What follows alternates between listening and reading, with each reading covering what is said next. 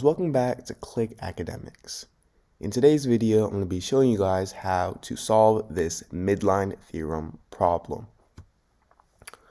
So right here we have that the line segment BD is equal to 13 and the line segment AE is equal to 3x plus 20. And remember, for the midline theorem, we have if CB is equal to BA and CD is equal to DE, then BD is a midpoint for the triangle. And this also means that BD is parallel to AE. So BD is given by the formula BD is equal to 1/2 of AE. So to find the length of x, we could simply plug in our values into this formula. So BD is 13, and this is equal to 1/2 of 3x plus 20.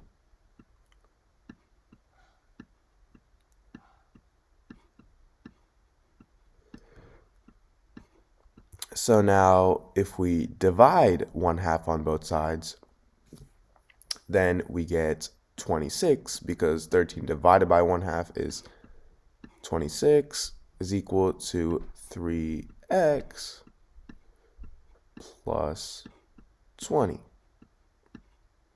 And now if we subtract by 20 on both sides, we get 6 is equal to 3x. And if we divide by 3 on both sides, we get x is equal to 2. So now we have our value of x. Why don't we find our value of a? E. So we're going to plug in 2 into 3x plus 20. And this is equal to 3 times 2 is 6. So 6 plus 20 is 26. So AE, this is 26.